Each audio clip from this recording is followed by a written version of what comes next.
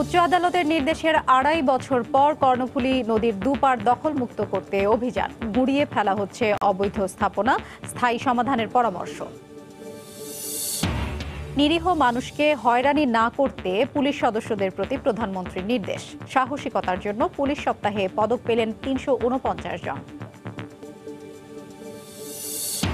এবং উপজেলা নির্বাচনে গ্রহণযোগ্য প্রার্থীদের মনোনয়ন দেবে আওয়ামী লীগ। ব্রিফিংয়ে ওবায়দুল কাদের।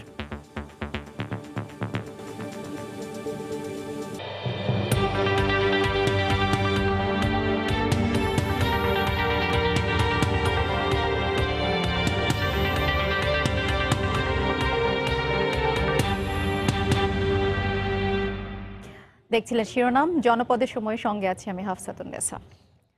উচ্চ আদালতের নির্দেশনার ২.৫ বছর পর চট্টগ্রামের কর্ণফুলী নদীর দুপার দখলমুক্ত করতে অভিযান শুরু করেছেন ভ্রাম্যমাণ আদালত।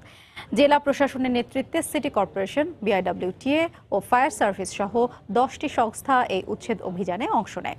গুঁড়িয়ে ফেলা হচ্ছে অবৈধ স্থাপনা। এতে সন্তোষ প্রকাশ করে অভিযান অব্যাহত রাখার দাবি জানিয়েছেন নগরবাসী। নূর জামাল আতিকের ক্যামেরায় পার্থপ্রতিম বিশ্বাসের রিপোর্ট। দখল আর দূষণে অনেকটাই প্রাণ হারাতে বসেছে চট্টগ্রামের প্রাণ কর্ণফুলী নদী। বারবার চেষ্টা করা সত্ত্বেও কোনোভাবেই উচ্ছেদ করা যাচ্ছিল না অবৈধ দখলদারদের। ২০১৪ সালে জেলা প্রশাসনের পক্ষ থেকে জরিপ করে ২,২৮১টি অবৈধ স্থাপনা চিহ্নিত করা হয়েছিল, কিন্তু অর্থ ছাড় সহ নানা জটিলতার কারণে কোনোভাবেই উচ্ছেদ কার্যক্রম চালানো সম্ভব হয়নি। তবে ভূমি মন্ত্রণালয়ের আশ্বাসের প্রেক্ষিতে আজ থেকে কর্ণফুলী নদীর দুই পাশে অবৈধ স্থাপনা উচ্ছেদ কার্যক্রম শুরু করেছে জেলা প্রশাসন। সকল পর্যায় থেকে একটি ইতিবাচক অংশগ্রহণ রয়েছে আমাদের এই উচ্ছেদ কার্যক্রমে। কোনো প্রভাবশালীর কাছে আমরা মাথা নত করব না, এবং অলরেডি বেশ কয়েকটি জায়গা থেকে হুমকি ধামকি এগুলো এসেছে।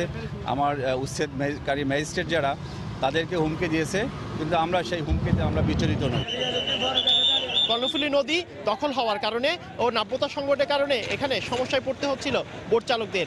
এছাড়া দখলের কারণে সাধারণ মানুষদের পড়তে হচ্ছে নানা সমস্যায়। তবে উচ্ছেদ অভিযান শুরু হওয়ায় খুশি সকলে। কর্ণফুলী নদীর জন্য এরকম একটা অভিযানের খুব প্রয়োজন ছিল।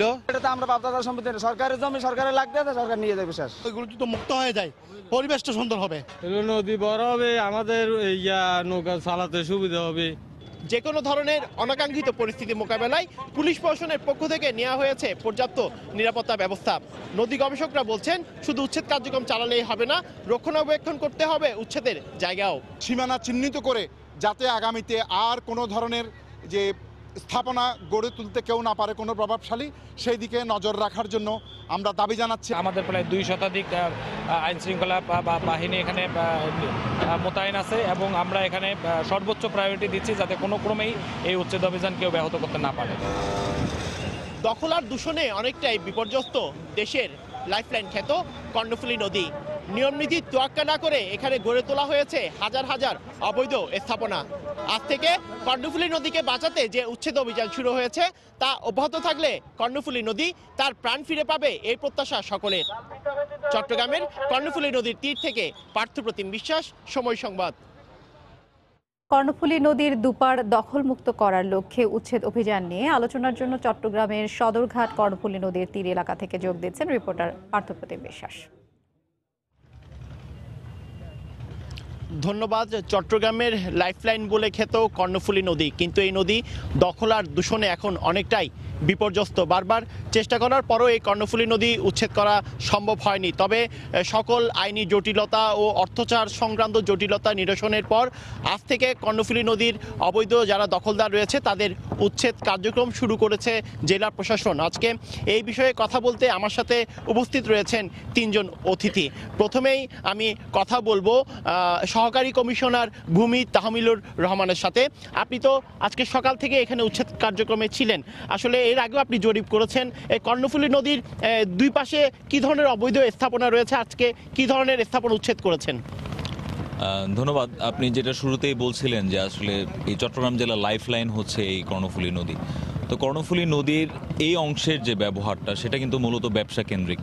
আপনি লক্ষ্য করে দেখবেন আমরা আজকে মূলত যে স্থাপনাগুলো উচ্ছেদ করেছি এগুলো আপনার বিভিন্ন ধরনের কারখানার গোডাউন ছিল বা বিভিন্ন কোল্ড স্টোরেজ ছিল, কিংবা এই ব্যবসাগুলোর সাথে জড়িত যে শ্রমিকরা রয়েছেন তাদের বিভিন্ন ধরনের আবাসন বাসস্থান ছিল। এবং একই সাথে আমরা কিছু ইন্ডাস্ট্রির সেট আপও পেয়েছি যে এটার সাথে জড়িত ছিল। তো আসলে দীর্ঘদিন ধরে ব্যবহার হয়ে আস্তে আস্তেই আসলে মূলত এই জায়গাগুলো এভাবে দখল হয়েছে। তা আমরা প্রথম দিন যখন জরিপ কার্যক্রম শুরু করেছি একেবারে পতেঙ্গা থেকে এই মোহরা পর্যন্ত আমরা মূলত নদীর শহরের পোর্শনটাই এবার জরিপ করেছি। এখানে আমরা এ ধরনের স্থাপনায় বেশি পেয়েছি। অপরদিকে কিছু অংশে আমরা পেয়েছি যে সেখানে বেশ কিছু লোকজন তারা মাটি ভরাট করে কিছু ঘর স্থাপন করা বা কিছু ভূমি দখল করার মানে প্রবণতাও আমরা লক্ষ্য করেছি বিভিন্ন জায়গাতে। তো প্রথমত আমরা এই সদরঘাট লাইটার যেটি থেকে বারেক বিল্ডিং পর্যন্ত প্রায় 200 স্থাপনা চিহ্নিত করেছিলাম। এই অংশের কার্যক্রমটা শেষ করার পর আমরা অন্য অংশগুলোতে হাত দেব এবং সেখানে আমরা বুঝতে পারবো যে বাকি অবস্থাগুলো কেমন। ধন্যবাদ, আপনার কাছে আমরা পরে আসবো। এই মুহূর্তে আমি কথা বলছি, আমার বাম পাশে রয়েছেন নদী নিয়ে গবেষণা করেন ইদ্রিস আলী স্যার। সেক্ষেত্রে আমরা আপনার কাছে স্যার জানতে চাই আসলে কিভাবে আমাদের এই কর্ণফুলী নদী সহ অন্যান্য নদীগুলো দিন দিন হারিয়ে যাচ্ছে বা দখল হয়ে যাচ্ছে। নদী দূষিত হয় বিভিন্ন প্রক্রিয়াতে, তার একটা হলো দখলদারদের দ্বারা। দখলদার নদী দূষণের এটিও একটি অংশ যে যারা দখল করে নেয় নদীকে। এই কর্ণফুলী নদীটা হাজার বছরের ঐতিহ্যের নদী। ওনারা যেমন বললেন, নদীটা আমাদের অর্থনীতির প্রায় 92% বৈদেশিক বাণিজ্যের সাথে সম্পৃক্ত এবং আভ্যন্তরীণ বাণিজ্যের প্রায় 98% সম্পৃক্ত। এটা শুধু এই চট্টগ্রামের নয়, সারা দেশের লাইফ লাইন বলে খ্যাত, অর্থনীতির একটা প্রধান চাকা, মেরুদণ্ড। এই নদীগুলোকে আমরা দিন দিন তিল তিল করে নষ্ট করছি, ধ্বংস করছি বিভিন্ন প্রক্রিয়াতে। দূষণ তো একটা আছে, দখল তার বড় একটা অংশ। এই যে আজকে যখন আমরা শুনতে পাচ্ছি, আমাদের খুব ভালো লাগছে যে 2181টি স্থাপনা।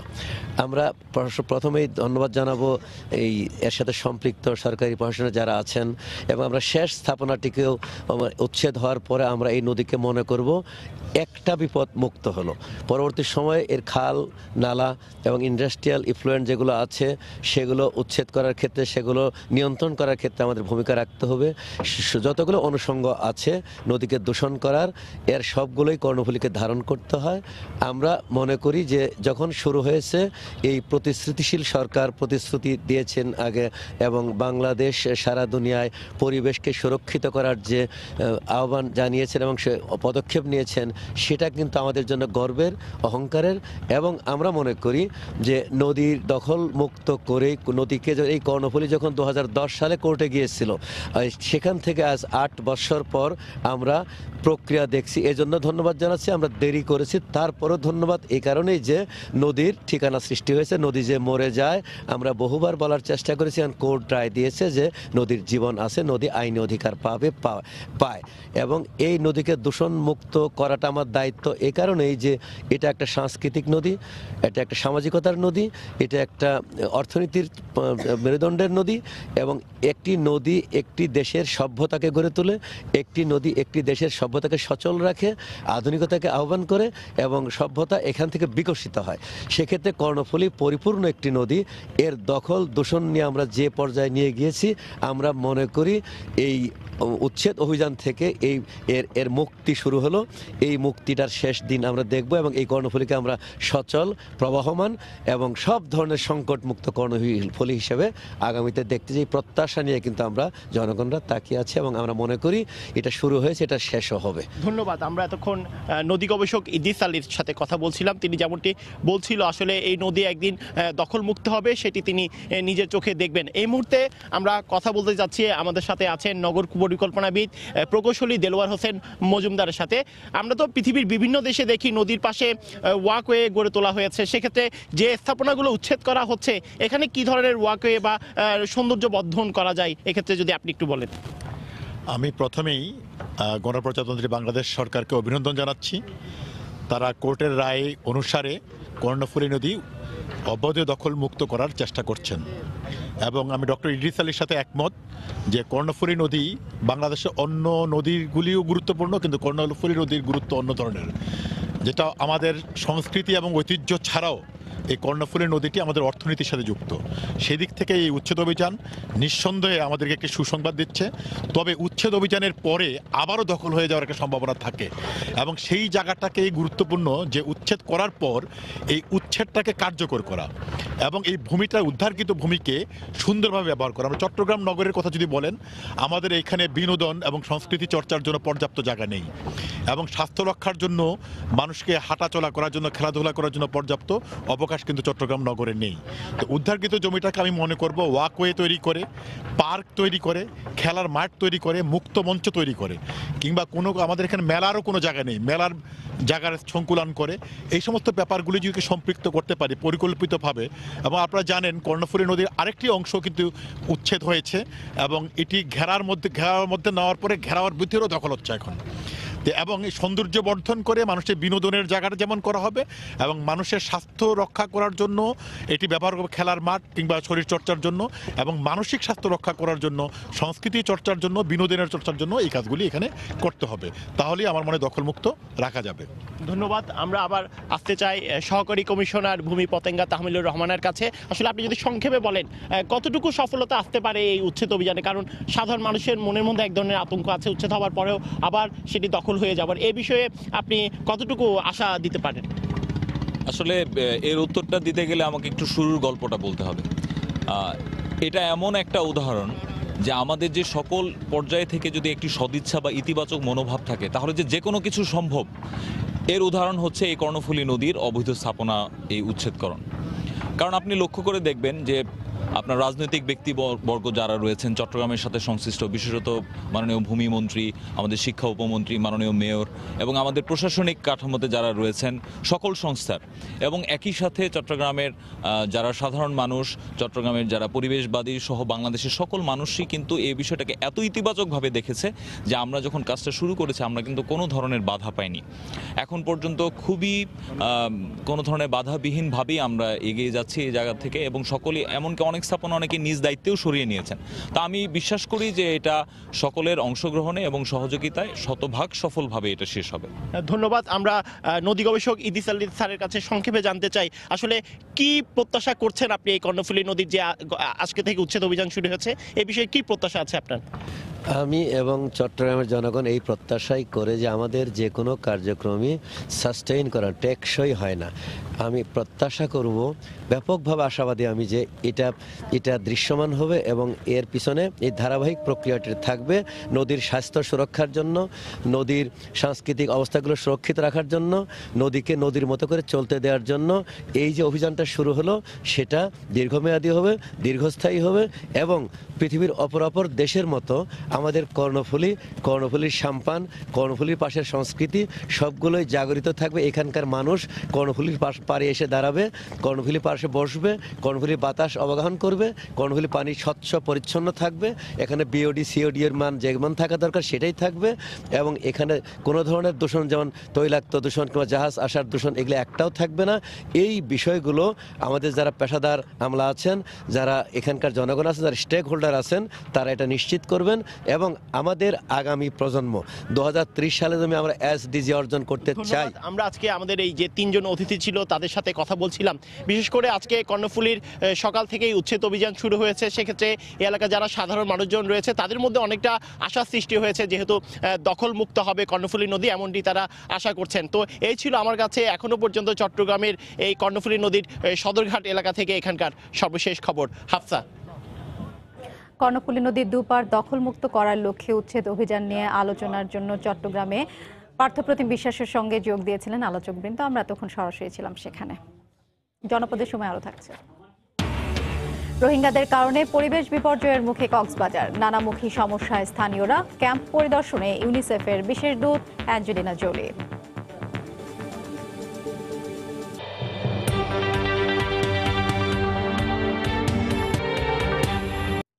নিরীহ ব্যক্তি যেন পুলিশ সদস্যদের হাতে হয়রানির শিকার না হয় সে বিষয়ে সতর্ক থাকার নির্দেশ দিয়েছেন প্রধানমন্ত্রী শেখ হাসিনা। সকালে পুলিশ সপ্তাহ 2019 উপলক্ষে রাজারবাগ পুলিশ লাইন মাঠে প্যারেড পরিদর্শন শেষে বক্তব্যে তিনি জঙ্গি দমনে পুলিশের সাহসী ভূমিকার প্রশংসা করেন। বলেন, মাদক নির্মূল ও নিরাপদ সড়ক গড়ে তোলার কাজে অগ্রণী ভূমিকা রাখতে হবে তাদেরকে। সাহসিকতার জন্য ৩৪৯ জন পুলিশ সদস্যকে পদক পরিয়ে দেন প্রধানমন্ত্রী শেখ হাসিনা। দেশের অভ্যন্তরীণ আইন শৃঙ্খলা রক্ষা ও জনগণের নিরাপত্তায় অতন্ত্র প্রহরী হিসেবে কাজ করা শতাব্দীর ঐতিহ্যবাহী বাহিনী বাংলাদেশ পুলিশ। ৭১-এর ২৫শে মার্চ সর্বপ্রথম এই বাহিনী পাকিস্তানি হানাদার বাহিনীর বিরুদ্ধে প্রতিরোধ গড়ে তুলে রাজারবাগে। ঐতিহাসিক এই রাজারবাগে পুলিশ সপ্তাহ ২০১৯ উদ্বোধন অনুষ্ঠানে আসেন সরকার প্রধান শেখ হাসিনা। পুলিশ সপ্তাহ উপলক্ষে সারা দেশের বিভিন্ন পুলিশ ইউনিটের সদস্যদের সমন্বয়ে ১১টি কন্টিনজেন্ট ও পতাকাবাহী দলের প্যারেড পরিদর্শন ও অভিবাদন গ্রহণ করেন প্রধানমন্ত্রী। এবারের পুলিশ সপ্তাহে প্যারেডের অধিনায়ক হিসেবে নেতৃত্ব দেন পুলিশ সদর দপ্তরের এআইজি আবিদা সুলতানা। তার নেতৃত্বে পরিচালিত প্যারেডে অংশ নেয় সহস্রাধিক পুলিশ সদস্য। প্রধানমন্ত্রী পুলিশ বাহিনীকে জনবান্ধব হওয়ার নির্দেশ দিয়ে বলেন, নিরীহ কোনো জনগণ যেন পুলিশ দ্বারা নির্যাতন ও হয়রানির শিকার না হয়। আপনাদের হাতে কোনো নিরীহ জনগণ কেউ যেন নির্যাতনের শিকার না হয় বা কোনো রকম হয়রানির শিকার না হয়, বরং কোনো হয়রানি হলে সাধারণ মানুষকে রক্ষা করা এটাই আপনাদের কর্তব্য, এটাই জনগণ আপনাদের কাছ থেকে প্রত্যাশা করে। জঙ্গি, সন্ত্রাস ও মাদক নির্মূলে সরকারের জিরো টলারেন্স নীতির কথা উল্লেখ করে প্রধানমন্ত্রী পুলিশের প্রত্যেক সদস্যদের উপর অর্পিত দায়িত্ব নিষ্ঠা ও সততার সঙ্গে পালনের আহ্বান জানান। জঙ্গিবাদ, সন্ত্রাস, মাদক নির্মূলে আমাদের সরকার জিরো টলারেন্স নীতি গ্রহণ করেছে। পুলিশের প্রত্যেক সদস্যের উপর অর্পিত দায়িত্ব নিষ্ঠা ও সততার সাথে পালনের মাধ্যমে জনগণের আস্থা অর্জনে এবং জনবান্ধব পুলিশে পরিণত হবে, সেটাই আপনাদের কাছ থেকে আমি আশা করি। এর আগে ২০১৮ সালে পুলিশ বাহিনীর সদস্যদের অসীম সাহসিকতা ও বীরত্বপূর্ণ কাজের স্বীকৃতি স্বরূপ রেকর্ড সংখ্যক ৩৪৯ জনকে বাংলাদেশ পুলিশ পদক ও রাষ্ট্রপতি পুলিশ পদকের ব্যাজ পরিয়ে দেন প্রধানমন্ত্রী শেখ হাসিনা। এই পদক দেশের জন্য কাজ করতে আরো উৎসাহিত করবে বলে প্রতিক্রিয়ায় জানান পদকপ্রাপ্ত পুলিশ কর্মকর্তারা। দেশের সেবায় নিজেদেরকে নিয়োজিত রাখার জন্য যে আত্মপ্রত্যয়, সেই আত্মপ্রত্যয়ে কাজ করার জন্য উৎসাহিত করে এই পদক। শান্তি শৃঙ্খলা রক্ষার জন্য এই পদকে ভূষিত করার জন্য মাননীয় প্রধানমন্ত্রীকে ধন্যবাদ জানাতে চাই। এর পরবর্তীতে আরো ভালো কাজ করার অনুপ্রেরণা পাচ্ছি। ফেরদৌস লিপি, সময় সংবাদ, ঢাকা। উপজেলা নির্বাচনে যাচাই বাছাই করে গ্রহণযোগ্যদের মনোনয়ন দেওয়া হবে বলে জানিয়েছেন দলের সাধারণ সম্পাদক ওবায়দুল কাদের। মনোনয়ন ফর্ম সংগ্রহের প্রথম দিনে সাংবাদিকদের একথা জানান তিনি। এদিন ১৬০টি মনোনয়ন ফর্ম বিক্রি করা হয়। এবারই প্রথম দলীয় প্রতীকে উপজেলা পরিষদ চেয়ারম্যান, ভাইস চেয়ারম্যান ও মহিলা ভাইস চেয়ারম্যান পদে নির্বাচন হবে। উপজেলা পরিষদ নির্বাচন আসন্ন, তাই সরগরম আওয়ামী লীগের দলীয় সভাপতির কার্যালয়। মনোনয়ন ফর্ম সংগ্রহ করতে সোমবার সকাল থেকে দেশের বিভিন্ন প্রান্ত থেকে আসা মনোনয়ন প্রত্যাশীদের ভিড় করতে দেখা যায় কার্যালয়ে। দলীয় মনোনয়ন পাওয়ার ব্যাপারে আশাবাদী প্রত্যাশীরা, তবে মনোনয়ন না পেলেও নৌকার পক্ষেই কাজ করার প্রত্যয় তাদের। সবাই সমর্থন করেছে, আমি 100% আশাবাদী। আমাদের মধ্যে দ্বিধা বিভক্তি নেই, আমরা ঐক্যবদ্ধভাবে কাজ করি। মনোনয়ন না পেলেও আমি জননেত্রী শেখ হাসিনার নেতৃত্বের বাইরে যাব না, নৌকার বিপক্ষে যাব না। আশা করি আমি নৌকা পাবো। আওয়ামী লীগের চিন্তা চেতনা আদর্শকে ধারণ করে মানুষের কল্যাণে যে কাজ করেছি, আমার এলাকার মানুষ আমার সাথে রয়েছে। নাম প্রস্তাব করার পর দ্বিতীয় কোনো নামের প্রস্তাব আসে নাই, সে কারণেই একক প্রার্থী হিসাবে আমি এখানে এসেছি এবং ফর্ম সংগ্রহ করেছি। ফর্ম বিক্রির প্রথম দিনে সাংবাদিকদের সঙ্গে কথা বলেন দলের সাধারণ সম্পাদক ওবায়দুল কাদের। ১৫০০-এরও বেশি মনোনয়ন প্রত্যাশী আবেদন করলেও ত্যাগী ও যোগ্যদেরই অগ্রাধিকার দেওয়ার কথা জানিয়েছেন তিনি। এ সময় তিনি বিএনপিরও সমালোচনা করেন। যাচাই বাছাই করে আমরা এখানে মনোনয়ন দেব, তবে আমাদের দলের দীর্ঘদিনের ত্যাগী পরীক্ষিত নেতাকর্মীরা অগ্রাধিকার পাবে। বিএনপি আসলে নেতিবাচক রাজনীতিতে গভীর খাদের কিনারে চলে এসে এই অবস্থায় তারা বেসামাল হয়ে, বেপরোয়া হয়ে যখন যা খুশি তাই বলছে, এখানে কোনো যুক্তি নেই, এখানে কোনো বাস্তবতা নেই। মনোনয়ন ফর্ম বিক্রি ও জমাদান কার্যক্রম চলবে ৮ ফেব্রুয়ারি দুপুর পর্যন্ত। এবার ৫টি ধাপে উপজেলা পরিষদ নির্বাচন অনুষ্ঠিত হবে। আগামী ১০ই মার্চ প্রথম ধাপে ৮৭টি উপজেলায় নির্বাচন অনুষ্ঠিত হবে। রোজিনা রোজি, সময় সংবাদ, ঢাকা। জনপদের সময়ে আরও থাকছে। তামাবিল স্থলবন্দরের সুফল ভারত ভোগ করলেও বঞ্চিত বাংলাদেশ, ব্যবসায়ীদের ক্ষোভ।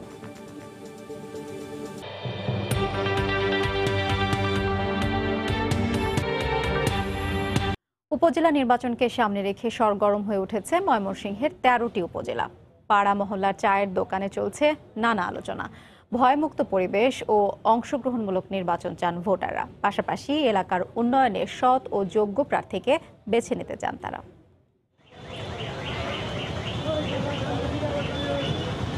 সুষ্ঠু একটা প্রার্থী চাই যে আমাদের ঈশ্বরগঞ্জের উন্নয়নে কাজ করতে পারে। কৃষি, স্বাস্থ্য এবং এই হাট বাজার যেগুলো আমাদের এলাকায় আছে সেগুলোতে ভালো উন্নয়ন হবে, এটা আমরা আশা করি। সমাজের উন্নতি করতে পারে এরকম প্রার্থী দিলেই সবচেয়ে ভালো হয়। যারা আমরা সাথে যোগাযোগ ঠিক থাকে, আমরা সাথে সবসময় আমরা খবর নিতে পারে, তারাই আমরা ভালো লোক, এটাই আমরা দরকার। আমরা শান্তিপূর্ণ সুষ্ঠু নির্বাচন চাই, যেভাবে আমাদের গণতান্ত্রিক ভোটটা আমরা নিজেরাই দিতে পারি। যারা পাস করবে তারা যাতে আমাদের রাস্তাঘাট এবং এলাকার যাতে উন্নয়ন হয়। উপজেলা পরিষদ নির্বাচন নিয়ে সাধারণ মানুষের ভাবনা জানাতে এই মুহূর্তে ময়মনসিংহের ঈশ্বরগঞ্জে আছেন হারুনুর রশিদ। সরাসরি চলে যাচ্ছে তার কাছে। হারুন, সারা দেশে যে উপজেলা নির্বাচনের হাওয়া বইছে সেটি ব্যতিক্রম নয় ময়মনসিংহে। ময়মনসিংহের যে 13টি উপজেলা আছে সবগুলো উপজেলায় ইতিমধ্যেই বেশ জোরে সোরে বইতে শুরু করেছে ময়মনসিংহ উপজেলা নির্বাচনের হাওয়া। এবং আমরা যদি বলে রাখি যে বিশেষ করে যে রাজনৈতিক দলগুলোতে থেকে যারা মনোনয়ন চান সেই সমস্ত প্রার্থী তারা ইতিমধ্যেই তৎপরতা শুরু করেছেন। তৃণমূল পর্যায়ে নেতাদের সাথে যোগাযোগ রাখছেন, কেন্দ্রীয় পর্যায়ে নেতাদের সাথে যোগাযোগ রাখছেন তাদের মনোনয়ন নিশ্চিত করার জন্য। তো এই নির্বাচন বিষয়ে কথা বলার জন্য আজকে আমরা ঈশ্বরগঞ্জে এসেছি। ঈশ্বরগঞ্জে আমাদের সাথে আজকে আড্ডায় যোগ দিয়েছেন এখানকার 4 জন ব্যক্তি। আমরা তাদের সাথে কথা বলবো। আমি প্রথমেই যেতে চাই, আমার বাঁ পাশে আছেন একজন আইনজীবী এবং এই ঈশ্বরগঞ্জ বারের সাধারণ সম্পাদক। আমি আপনার কাছে একটু জানতে চাইবো যে এই যে উপজেলা নির্বাচন, এই উপজেলা নির্বাচন নিয়ে আপনার কি ভাবনা বা কেমন নির্বাচন চান, কেমন প্রার্থী চান? অবশ্যই সুন্দর ইলেকশন হবে সেটা প্রত্যাশা করি। এখানে অংশগ্রহণমূলক নির্বাচন নিশ্চিত হওয়া প্রয়োজন। আমরা ইতিমধ্যে দেখতে পাচ্ছি যে শুধু একটি দল আসতেছে, অন্য যেই দল বিগত জাতীয় সংসদে অংশগ্রহণ করেছিল, অংশগ্রহণমূলক নির্বাচন হয়েছিল, উপজেলা পরিষদেও সেরকম একটা অংশগ্রহণমূলক নির্বাচন হবে। সবাই স্বতঃস্ফূর্তভাবে অংশগ্রহণ করবে।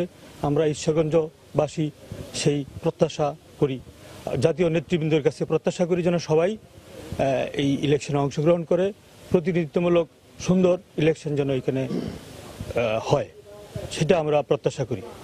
এবং প্রার্থী নির্বাচনে যদি যাই, আমি এরকম একজন উপজেলার লোক চাই যে নিজে দুর্নীতিমুক্ত হবে, নিজেকে দুর্নীতিমুক্ত রাখবে এবং সরকারি বিভিন্ন সেবা প্রতিষ্ঠান যারা দুর্নীতিগ্রস্ত, আমি নাম বলতে চাই না, সরকারি বিভিন্ন দুর্নীতি সেবা প্রতিষ্ঠান আমরা কাজ করতে যেয়ে দেখতে পাই সাধারণ জনগণ খুব অবহেলিত, উপেক্ষিত এবং ক্ষতিগ্রস্ত। আর্থিকভাবেও তারা ক্ষতিগ্রস্ত হচ্ছে, টাকা পয়সা ছাড়া কোনো কাজ করা যাচ্ছে না। সেই সেবা প্রতিষ্ঠানগুলোতে এই জনপ্রতিনিধি যারা আসবে তারা এই দুর্নীতি যেন প্রতিরোধ করতে পারে সেই বিষয়ে তারা সাহসী পদক্ষেপ রাখবে, যেন ঈশ্বরগঞ্জের জনগণ সেই ক্ষতি থেকে রক্ষা পায় এবং তারা তাদের যেই কাঙ্ক্ষিত সেবার জন্য বিভিন্ন প্রতিষ্ঠানে আসে সেই সেবা যেন পায়। তারা নির্বাচিত হওয়ার পর সেই সহযোগিতাটা এই জনগণকে করবে এবং এলাকার উন্নয়ন হবে। ধন্যবাদ। আমি চেষ্টা করবো আবার আপনার কাছে আসার জন্য। আমি একটু যেতে চাই, আমার ডান পাশে আছেন সুশাসনের জন্য নাগরিক সুজনের সভাপতি সাইফুল ইসলাম তালুকদার। আমি আপনার কাছে একটু জানতে চাইবো যে এই নির্বাচনটা আপনারা কেমন চান বা যারা প্রতিনিধি নির্বাচন হবে তারা এই এলাকার উন্নয়নে কি কাজ করতে পারেন? আমরা সুশাসনের জন্য নাগরিক সুজন থেকে আমরা এই জনপ্রতিনিধি নির্বাচনের জন্য আমরা জাতীয় সংসদ নির্বাচনেও আমাদের একটি প্রচারণা ছিল যে সৎ এবং যোগ্য ব্যক্তি তারা যেন মনোনয়ন পায় এবং তারা এখানে যদি বিজয় হয় তাহলে যেন আমাদের উন্নয়নে যেমন শিক্ষা, স্বাস্থ্য, যোগাযোগ এবং মাদক সন্ত্রাস নির্মূলে তারা যেন বলিষ্ঠ ভূমিকা রাখতে পারে। বিশেষ করে যে যারা কালো টাকার মালিক এবং ঋণ খেলাপি, যারা সন্ত্রাস লালন করে, এই ধরনের প্রার্থী যেন মনোনয়ন না পায় এবং জনগণ যেন একজন সৎ এবং যোগ্য প্রতিনিধি পায়। এটা আমাদের যেহেতু এটা দলীয়ভাবে একটা প্রতীকের মাধ্যমে নির্বাচন হবে, আমরা আশা করব যে কেন্দ্রীয়ভাবে যেন এরকম সৎ এবং যোগ্য প্রার্থী দেওয়া হয়, যাতে করে আমাদের উন্নয়নে ওই প্রতিনিধি আমাদের বলিষ্ঠ ভূমিকা রাখতে পারে। বিশেষ করে যেমন মাদক এখন আমাদের একটা ভয়াবহতা রূপ ধারণ করেছে, বিশেষ করে আমাদের তরুণ সমাজ আজকে বিপদগামী হচ্ছে। এই মাদকের চুবলে ওরা নিঃস্ব হয়ে যাচ্ছে। আমাদের পরিবার এবং আমাদের অভিভাবকরাও এখন হতাশাগ্রস্ত। সেই সব বিপদগামী আমাদের যুবকদের রক্ষায় যেন মাদক নির্মূলে এই জনপ্রতিনিধিগণ সাহসী ভূমিকা রাখতে পারে, এরকম প্রতিনিধি আমাদের প্রয়োজন। বিশেষ করে যোগাযোগ ব্যবস্থার এখানে আমাদের দেখা যায় যে উপজেলা সদর সহ বিভিন্ন যে আমাদের ভিলেজ রুটগুলোর একটা দুরবস্থা বিরাজ করছে, যেখান থেকে আমাদের পণ্য সামগ্রী, আমাদের শিক্ষার্থী তারা এই পরিবহন যুগে আমাদের উপজেলা শিক্ষা প্রতিষ্ঠানে আসতে পারতেছে না। এই রাস্তাগুলো যেন সংস্কার হয় এবং এদিকে যেন এই জনপ্রতিনিধিরা একটা বিশেষ ভূমিকা রাখতে পারে। এটা ধন্যবাদ। আমি চেষ্টা করবো আবার আপনার কাছে আসার জন্য। আমি যেতে চাই, আমার ডান পাশে আছেন একজন শিক্ষক নীলকণ্ঠ আইচ। আমি আপনার কাছে একটু জানতে চাইবো যে আসলে স্থানীয় সরকারের একটি গুরুত্বপূর্ণ শাখা হচ্ছে উপজেলা পরিষদ। তো এই উপজেলা পরিষদ থেকে যে উন্নয়ন কর্মকাণ্ড হচ্ছে সেটি সঠিকভাবে হচ্ছে কিনা, বা আগামীতে যারা এই পরিষদে আসবেন তারা আসলে কোন বিষয়গুলোকে অগ্রাধিকার দিবেন? ধন্যবাদ। শুভ সন্ধ্যা। অতি সন্নিকটেই আমাদের উপজেলা পরিষদ নির্বাচন। আমরা জানি যে স্থানীয় সরকার ব্যবস্থা একটি দেশের উন্নয়নের যে চালিকা শক্তি, এই চালিকা শক্তিকে সচল রাখতে স্থানীয় সরকারের ভূমিকা অন্যতম। তো সারা দেশে যে পরিমাণ উন্নয়ন হচ্ছে, তুলনামূলকভাবে আমাদের ঈশ্বরগঞ্জ সেই থেকে অনেক পিছিয়ে। আমি যে কয়েকটি বিষয় আইডেন্টিফাই করতে চাই, সেই বিষয়টি হচ্ছে, আপনারা জানেন যে ঈশ্বরগঞ্জের উপর দিয়ে আমাদের পুরাতন ব্রহ্মপুত্র নদ এবং কাঁচামাটিয়া যে নদী সেটি প্রবাহিত হয়েছে। সেই হিসাবে এই এলাকাটি অনেকটাই চরাঞ্চল অধ্যুষিত, বিশেষ করে রাজীবপুর, উচাকিলা, তারুণ্ডি ইউনিয়ন। ওইসব অঞ্চলে প্রচুর পরিমাণ বিভিন্ন প্রকার সবজি উৎপাদন হয়, যেটি এই এলাকার চাহিদা মিটিয়ে অন্য এলাকাতেও রপ্তানি হয়ে থাকে। তবে দুর্ভাগ্যজনক হলেও সত্য যে আমাদের এই অঞ্চলে এই সবজিগুলিকে সংরক্ষণ করার জন্য আমাদের হিমাগারের অভাব রয়েছে। আমি আশা করি যে এইটা যেহেতু আমাদের এইখানে একটা চরাঞ্চল দূষিত এলাকা এবং কৃষি প্রধান এলাকা, ওই উৎপাদিত পণ্যগুলি যদি সেখানে সংরক্ষণ করার ব্যবস্থা করা যায়, তাহলে এখানে চাষিদের জীবনমান উন্নয়ন হবে। আরেকটি বিষয় হচ্ছে যে আমাদের এখানে শহরের মধ্য দিয়ে যে কাঁচামাটি নদীটি প্রবাহিত হয়েছে, সেই নদীটিকে ড্রেজিংয়ের মাধ্যমে সচল করে সেইখানে যদি একটি অবকাশ বা বিনোদন সেন্টার করা যায়, তাহলে সেই এলাকার মানুষ, বিশেষ করে যারা যুব সমাজ, যারা বিপদগামী হচ্ছে, তাদেরকে যদি এদিকে এবং সাহিত্য সংস্কৃতি চর্চার দিকে ফিরিয়ে আনা যায়, তাহলে মনে হয় যে আমাদের যে মাদক সন্ত্রাস, যেটি আজকে আমাদের জন্য বড় চ্যালেঞ্জ হয়ে দাঁড়িয়েছে, সেইগুলি থেকে আমরা অনেকটা মুক্তি পাবো। তো এই প্রত্যাশাগুলি আসন্ন উপজেলা চেয়ারম্যান যারা নির্বাচিত হবেন, এই অঞ্চলের মানুষ তাদের কাছে এই প্রত্যাশাগুলি করে। এবং সবচেয়ে বড় যে বিষয়টা, সেই বিষয়টা হচ্ছে, আমার আরেকজন ভাই বলেছেন যে অংশগ্রহণমূলক নির্বাচন। আমি আরেকটু কথা বাড়িয়ে বলতে চাই, শুধু অংশগ্রহণমূলক নির্বাচন মানুষ যেমন প্রত্যাশা করে, তার সাথে মানুষ মনে করে যে একটি স্বচ্ছ, অবাধ, নিরপেক্ষ নির্বাচনের মাধ্যমে যেখানে তার মানুষ তার ভোটাধিকার প্রয়োগ করতে পারবে এবং ভোটাধিকার প্রয়োগের জন্য একটা সুন্দর পরিবেশ পাবে, সেইটাই মানুষ সবচেয়ে বেশি প্রত্যাশা করে। এবং এর মধ্য দিয়ে যে আমাদের যে প্রতিনিধি নির্বাচিত হয়ে আসবে, তার কাছে অবশ্যই জনগণের যে প্রত্যাশা, সেই প্রত্যাশাগুলি অবশ্যই পূরণ হবে। এবং এমন ব্যক্তিদেরকে আমরা চাইব যে মনোনয়ন দেওয়া হোক, যারা জনবান্ধব, যারা জনগণের জন্য কাজ করতে চাইবে। হঠাৎ করে যারা পার্টিতে আসে তারা যেন নমিনেশন না পায়, তারা যেন এখানে কোনো প্রতিনিধিত্ব না করতে পারে। যারা জনগণের বন্ধু তারাই। আমি একটু যেতে চাই, আমার ডান পাশে একজন নতুন ভোটার এবং তরুণ প্রজন্মের প্রতিনিধি আছেন। আমি আপনার কাছে একটু জানতে চাইবো যে তরুণ প্রজন্মের প্রতিনিধি হিসাবে আপনাদের কি প্রত্যাশা যারা আগামীতে জনপ্রতিনিধি নির্বাচিত হবে তাদের কাছে? তরুণ ভোটার হিসেবে আমাদের আসলে একটাই চাওয়া, সেটা হচ্ছে যে যিনি আমাদের উপজেলা চেয়ারম্যান হিসেবে নির্বাচিত হবেন, তিনি আমাদের তরুণদের জন্য কিছু করবেন। বিশেষ করে আমাদের স্যার বলেছেন যে তরুণরা বিপদগামী হচ্ছে। আসলে আমরা দেখতে পাচ্ছি আমাদের সমসাময়িক অনেক বন্ধুরা আছেন যারা নেশাগ্রস্ত হয়ে পড়ে এবং বিভিন্ন ধরনের জুয়া এবং বিভিন্ন ধরনের আজে বাজে নেশাগ্রস্ত হয়ে পড়ে। এইসব থেকে দূরে রাখার জন্য উপজেলা চেয়ারম্যান মহোদয় যেন কাজ করেন। সেই সাথে আমাদের শিক্ষা খাতটাকে যেন আমাদের উপজেলা চেয়ারম্যান যিনি হবেন, তিনি যেন আমাদের শিক্ষা খাতটাকে একটা ভালো অবস্থানে নিয়ে যায়। বিশেষ করে যে কোনো ভালো কাজে আমাদের যুবকদের যেন ইনক্লুড করা হয়, এটা আমাদের একটা চাওয়া থাকবে। আর একটা বড় বিষয় হচ্ছে তরুণ ভোটার হিসেবে আমরা যেহেতু ভোট দিতে যাব এবং অনেকে আছে যারা এবার প্রথম ভোট দিবে, আমাদের অনেক বয়সী আছে, তাদের আসলে একটাই চাওয়া উপজেলা চেয়ারম্যান এই নির্বাচনটা যেন অবাধ সুষ্ঠু হয়, শান্তিপূর্ণ হয় এবং সবচেয়ে বড় কথা উৎসবমুখর পরিবেশে যেন আমরা আমাদের ভোটাধিকারটা প্রয়োগ করতে পারি। এটা থাকবে আমাদের একটা মানে এই নির্বাচনে আমাদের চাওয়া। আর উপজেলা চেয়ারম্যান যিনি হবেন তার কাছে আমাদের এই বেকার সমস্যা দূর করার জন্য যেন উনি উদ্যোগী হন এবং আমরা যারা আছি তাদের বেকার অবস্থা দূর করার জন্য উনি যেন সচেষ্ট ভূমিকা পালন করেন। ধন্যবাদ। আমরা কথা বলছিলাম ঈশ্বরগঞ্জের উপজেলা নির্বাচন নিয়ে এবং আমার সাথে যারা আলোচনা অংশ নিয়েছিলেন তারা একটি দাবি করেছেন যে আগামী যে নির্বাচন সেটি সুষ্ঠু, সুন্দর এবং অবাধ এবং নিরপেক্ষ হবে, সবাই যেন তাদের ভোটাধিকার প্রয়োগ করতে পারে এবং যারা জনপ্রতিনিধি নির্বাচিত হবেন তারা এলাকার উন্নয়নে নিবেদিত হবেন। তো এই ছিল আমার কাছে আজকের নির্বাচনী আড্ডার সর্বশেষ। উপজেলা পরিষদ নির্বাচন নিয়ে সাধারণ মানুষের ভাবনা জানাতে ময়মনসিংহের ঈশ্বরগঞ্জ থেকে যোগ দিয়েছিলেন হারুনুর রশিদ। জাতিসংঘের শরণার্থী বিষয়ক সংস্থা UNHCR এর বিশেষ দূত ও হলিউড অভিনেত্রী অ্যাঞ্জেলিনা জোলি কক্সবাজারের রোহিঙ্গা ক্যাম্প পরিদর্শন করেছেন। সকাল 10:30টার দিকে একটি বেসরকারি বিমানে করে কক্সবাজার পৌঁছান হলিউড অভিনেত্রী অ্যাঞ্জেলিনা জোলি। এরপর সড়কপথে টেকনাফের রোহিঙ্গা ক্যাম্প পরিদর্শনে যান তিনি। আগামীকাল মঙ্গলবার উখিয়ার রোহিঙ্গা ক্যাম্প পরিদর্শন করবেন জোলি। 2012 সাল থেকে জাতিসংঘের শরণার্থী বিষয়ক সংস্থা UNHCR এর বিশেষ দূত হিসেবে কাজ করছেন তিনি।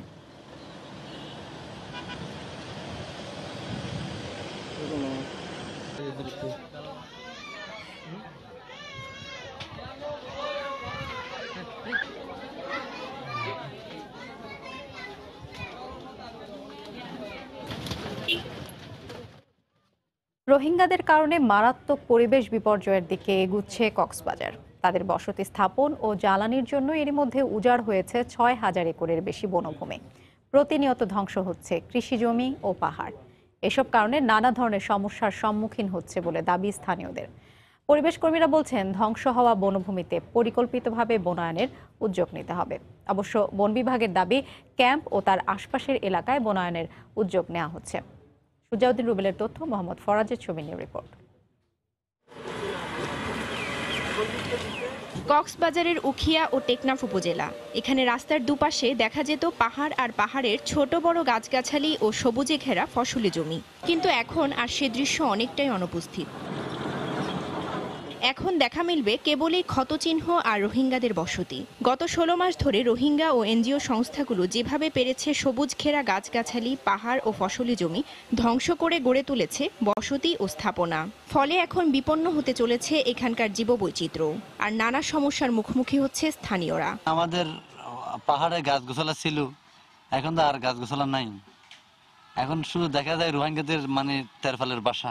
গাছপালা কাটা হচ্ছে, পাহাড় কাটা হচ্ছে, দিন দিন রোহিঙ্গারা নতুন নতুন বাসা বাঁধতেছে। বিভিন্ন এনজিও তাদের অফিস বিভিন্ন কর্মকাণ্ডের নামে তারা আমাদের পরিবেশকে ধ্বংস করছে। আমরা যারা স্থানীয় আছি তারা পরিবেশগতভাবে, আর্থিকভাবে এবং সামাজিকভাবে আমরা মারাত্মকভাবে ক্ষতিগ্রস্ত হচ্ছি। গাছপালা শেষ, আমরা নিঃশ্বাস নিতে পারছি না, আমাদের চলাফেরা করতে অসুবিধা হচ্ছে। যে ধান্য জমি যেটা আমরা চাষ করতাম প্রচুর আমাদের ক্ষতি হয়েছে। রোহিঙ্গাদের কারণে মারাত্মক পরিবেশ বিপর্যয়ের দিকে এগুচ্ছে কক্সবাজার। তাই দ্রুত ধ্বংস হওয়া বনভূমিতে পরিকল্পিতভাবে বনায়নের উদ্যোগ নেওয়ার দাবি পরিবেশ কর্মীদের। পাহাড় রক্ষার জন্য এবং পরিবেশ আগের অবস্থায় ফিরিয়ে নেওয়ার জন্য পরিকল্পিত কোনো উদ্যোগ নেওয়া হয়নি, বনায়ন করা হয়নি। আমরা মনে করি এই মুহূর্তে কিন্তু পরিকল্পিতভাবে বনায়ন করার প্রয়োজন। তবে জেলার বন বিভাগের শীর্ষ কর্মকর্তার দাবি পরিবেশের যে ক্ষতি হয়েছে তা কাটিয়ে উঠাতে ক্যাম্প ও তার আশপাশের এলাকায় বনায়নের কার্যক্রম হাতে নেওয়া হয়েছে। 250 একর বনায়নের আমরা কর্মসূচি রয়েছে, এটা সম্পন্ন করব সম্পূর্ণ দেশীয় প্রজাতির চারা দ্বারা। আর আগামী অর্থ বছরে আমাদের 500 একর বনায়নের দেশীয় প্রজাতির চারা দ্বারা বনায়নের আমাদের কর্মসূচি রয়েছে। বন বিভাগের হিসাবে মিয়ানমার থেকে পালিয়ে আসা রোহিঙ্গারা আশ্রয় নিয়েছে উখিয়া ও টেকনাফের 6000 একর বনভূমিতে। তবে পরিবেশবাদী সংগঠনগুলোর দাবি তা 8000 একর বনভূমি ছাড়িয়েছে। সময় সংবাদ, কক্সবাজার। ডাক্তার সংকটে খুঁড়িয়ে খুঁড়িয়ে চলছে দ্বীপ জেলা ভোলার চিকিৎসা সেবা। জেলার 20 লাখ মানুষের স্বাস্থ্য সেবায় আছেন মাত্র 57 জন ডাক্তার। এতে কাঙ্ক্ষিত সেবা থেকে বঞ্চিত হচ্ছেন উপকূলীয় এ জেলার বাসিন্দারা। তবে অপ্রতুল জনবল দিয়ে সর্বোচ্চ সেবা দেয়া হচ্ছে বলে দাবি স্বাস্থ্য বিভাগের। নাসির উদ্দিন লিটনের তথ্য ও উৎপল দেবনাথের ছবি নিয়ে রিপোর্ট।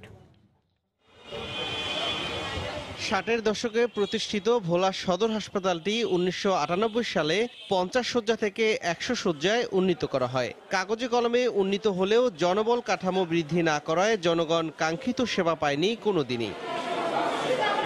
22 জন চিকিৎসকের বিপরীতে বর্তমানে আছেন মাত্র 8 জন। এই চিকিৎসকরাই প্রতিদিন ইনডোর আউটডোর মিলে সহস্রাধিক রোগীর নামমাত্র সেবা দিয়ে থাকেন।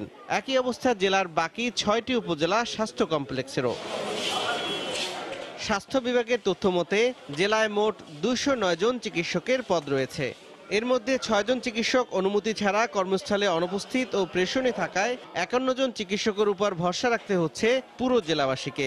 একটা বেডে 2 জন করে রোগী, যতগুলা বেড থাকা দরকার ওই বেডগুলোও নাই। 2 থেকে 3 জন ডাক্তার দিয়ে এখানে চিকিৎসা করা হয়। হার্টের স্পেশালিস্ট কোনো ডাক্তার ভোলা সদর হাসপাতালে নেই। দিনের পর দিন চিকিৎসক সংকট থাকায় এখানকার মানুষ একদিকে স্বাস্থ্যসেবা থেকে বঞ্চিত হচ্ছে, অন্যদিকে বৈষম্যের শিকার হচ্ছে বলে মনে করেন মানবাধিকার কর্মীরা। মফস্বলে যে সকল হাসপাতালগুলি আছে সেই হাসপাতালের নির্ধারিত যেই পোস্ট আছে সেই পোস্টে অনতিবিলম্বে ডাক্তার নিয়োগ করা হোক। এখানে যাদেরকে পোস্টিং দেওয়া হবে তাদেরকে যেন কোনোভাবেই এখান থেকে তারা বদলিয়ে না যেতে পারে।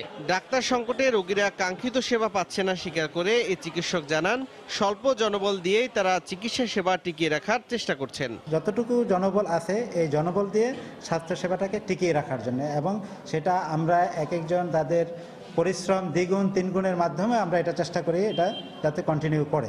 সিভিল সার্জন জানান, রোগীদের প্রত্যাশা পূরণে চেষ্টা অব্যাহত রয়েছে। ঊর্ধ্বতন কর্তৃপক্ষকে আমরা বিষয়টি প্রতি মাসেই অবহিত করি, আমি চিঠির মাধ্যমে অবহিত করেছি। আবার সদর হাসপাতাল ও 6টি উপজেলার স্বাস্থ্যসেবা কেন্দ্রে প্রতিদিন প্রায় 3000 রোগী সেবা নিয়ে থাকেন।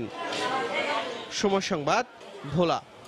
নতুন বন্যা নিয়ন্ত্রণ বাঁধ দেওয়ার পরও পাহাড়ি ঢলের দুর্ভোগ থেকে মুক্তি মেলেনি ফেনীর পরশুরাম ও ফুলগাজী উপজেলাবাসীর। পানি ধারণ ক্ষমতা না থাকায় প্রতি বছরই ভাঙছে বাঁধ, আবার সেই ভাঙন মেরামতে ঢালা হচ্ছে প্রচুর টাকা। জুলহাস তালুকদারের ক্যামেরায় বক্তিয়ার মোন্নার রিপোর্ট। বছরের পর বছর বর্ষা এলেই ফেনীর মুহুরী নদীর উজানে ভারতের ত্রিপুরা রাজ্যের পাহাড়ি অঞ্চল থেকে ধেয়ে আসা পাহাড়ি ঢলের পানিতে তলিয়ে যেত পরশুরাম ফুলগাজীর বিস্তীর্ণ ও ফেনী সদর এবং ছাগলনাইয়ার আংশিক এলাকা। এর স্থায়ী সমাধানে 2006 থেকে 2012 সাল পর্যন্ত পর্যায়ক্রমে 140 কোটি টাকা ব্যয় মুহুরী ও কহুয়া বন্যা নিয়ন্ত্রণ প্রকল্পের নতুন বাঁধের নির্মাণ কাজ শেষ করা হয়। কিন্তু নতুন বাঁধ দেওয়ার পর পানি উন্নয়ন বোর্ডের হিসেব মতেই গত 6 বছরে বর্ষা মৌসুমে 29 দফা পাহাড়ি ঢলের চাপে বাঁধ ভেঙেছে 108টি জায়গায়, আর এই ভাঙন মেরামতে ব্যয় হয়েছে 12.5 কোটি টাকারও বেশি। পুরা রাস্তাঘাট কালভার্ট ব্রিজ পুরা আমাদের ক্ষতি হইতেছে। সাধারণ করে বান্ধি যায় ওই বান্ধা আমরা ঠিকই না, বারবার কাজ করাতে তারা কমিশন পাইতেছে এবং গোশ খাইতেছে, এটা তাদেরই লাভ, আমাদের কোনো আমরা ক্ষতিগ্রস্ত। পানি উন্নয়ন বোর্ড বলছে সম্প্রসারণ করে নতুন বাঁধ ছাড়া ভাঙন রোধ সম্ভব নয়। উজান থেকে যে পানিটা আসতেছে সেটা এই বাঁধের 2 বাঁধ এটাকে মাঝে ধারণ করতে পারছে না। এই বাঁধকে যদি আমরা দূরে সরাই পানি যাওয়ার পথ না করি তাহলে এই বাঁধ ভাঙা রোধ করা যাবে না। 2017 সালে মুহুরী কহুয়া বন্যা নিয়ন্ত্রণ বাঁধ রক্ষায় পানি উন্নয়ন বোর্ডের কারিগরি কমিটির একটি নতুন প্রকল্পের সুপারিশ সংশ্লিষ্ট মন্ত্রণালয় ফাইলবন্দি রয়েছে। মুহুরী কহুয়া বন্যা নিয়ন্ত্রণ বাঁধের প্রান্তিক সুবিধাভোগী স্থানীয় পানি উন্নয়ন বোর্ডের প্রকৌশলীরাও মনে করেন এই নদীর 2 তীরের প্রয়োজনীয় অংশে সম্প্রসারণ করে নতুন বাঁধ দেয়াই সুফলভোগের একমাত্র স্থায়ী সমাধান। আর এই জন্য নতুন সরকারকেই বিস্তারিত কার্যকর সমীক্ষা শেষে সম্প্রসারিত বাঁধের উদ্যোগ নিতে হবে। ফুলগাজীর দেওরপাড়া থেকে বক্তিয়ার মুন্না, সময় সংবাদ, ফেনী। ভারতের মেঘালয়ের ডাউকি সীমান্তে বন্দর নির্মিত না হওয়ায় ক্ষতিগ্রস্ত হচ্ছে বাংলাদেশ। যদিও বাংলাদেশের তামাবিল সীমান্তে স্থলবন্দর নির্মিত হয়েছে আগেই, এই বন্দরের সুফল ভারত ভোগ করলেও বাংলাদেশ তেমন সুফল পাচ্ছে না। এতে ক্ষোভ বিরাজ করছে বাংলাদেশি ব্যবসায়ীদের মাঝে। আব্দুল আহাদের রিপোর্ট, ছবি তুলেছেন দিগেন সিংহ। প্রায় 100 কোটি টাকা ব্যয়ে বাংলাদেশের স্থলবন্দরের কাজ শেষ হয়ে ইতোমধ্যে উদ্বোধনও হয়ে গেছে। কিন্তু এখনও ভারতের স্থলবন্দরটি নির্মিত হয়নি। মাত্র কিছুদিন আগে তাদের স্থলবন্দরের কাজ শুরু হয়েছে, যেটি দেখতে পাচ্ছেন আমার পিছনে, সেই কাজটি চলমান। 2017 সালের 27 অক্টোবর তৎকালীন অর্থমন্ত্রী ও নৌ পরিবহন মন্ত্রী তামাবিল স্থলবন্দরের উদ্বোধন করেন। একই সময় ভারতের ডাউকিতেও চালুর কথা বন্দর, কিন্তু হয়েছে উল্টো। ভারতে বন্দর নির্মিত না হওয়ায় ক্ষতিগ্রস্ত হচ্ছেন ব্যবসায়ীরা। তাদের এটা রেডি হয় নাই। আমরা তো প্রথম চাচ্ছিলাম যে ওনাদের এটা রেডি হলে আমাদের পোর্টটা যেন রেডি হয়। এখন তারা যদি এই পোর্টের মর্যাদা রক্ষা করার জন্য হোক, তারা যদি এদিকে পুরাপুরি চালু করে, তাহলে আমাদের জন্য বহুত সুযোগ সুবিধা হয়। ব্যবসায়ীরা জানান, বর্তমানে একতরফাভাবে বাংলাদেশের বন্দরের সুবিধা নিচ্ছে ভারত, কিন্তু বঞ্চিত হচ্ছেন বাংলাদেশি ব্যবসায়ীরা। আমরা চাই যে আমার সরকার ভারত সরকারকে বলুক যে তাড়াতাড়ি পোর্টটা রেডি করার জন্য, এবং তাড়াতাড়ি পোর্টটা রেডি না হলে আমরা ব্যবসায়ীরা ক্ষতিগ্রস্ত। ভারতীয় বন্দর কবে চালু হতে পারে সে ব্যাপারে সুনির্দিষ্ট তথ্য নেই তামাবিল বন্দর কর্তৃপক্ষের কাছে। চালু হওয়ার পরে উপকার হবে ইন্ডিয়ান গাড়ি যেগুলো, এখন আমরা যে দিক দিয়ে গাড়িগুলো ইন্ডিয়ান খালি গাড়িগুলো বের হয় আবার বাংলাদেশে ঢুকে, এগুলো তখন আর এই দিক দিয়ে আর আসবেন না। তখন দুইটা বন্দর একসাথে সংযোগ করা হবে, বন্দরের মাধ্যমে বন্দর গাড়িগুলো আদান প্রদান হবে, পাবলিক প্লেসে আর কোনো গাড়ি যাবে না। বন্দর নির্মাণের পর 200 কোটি টাকা ব্যয়ে সিলেট তামাবিল মহাসড়কের কাজ চলছে দ্রুত গতিতে, কিন্তু ভারতের সড়কের অবস্থা নাজুক বলে অভিযোগ ব্যবসায়ীদের। তাদের সড়ক প্রয়োজনের চেয়েও ছোট। আব্দুল আহাদ, সময় সংবাদ, সিলেট। এ পর্যায়ে শিরোনামগুলো জানিয়ে দিচ্ছি আরেকবার।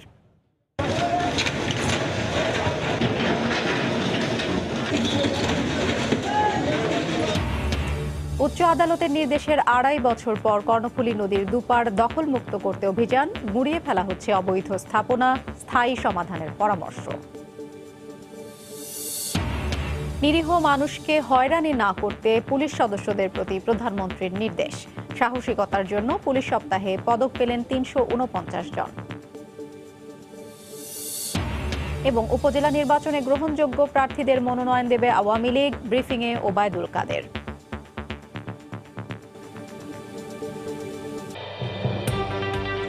এ ছিল এখনকার মতো। যে কোনো খবর পেতে ভিজিট করুন সময়নিউজ.tv। আপনার মোবাইলে সময় সংবাদ দেখতে ও সব খবর পেতে ডাউনলোড করুন সময় অ্যাপ।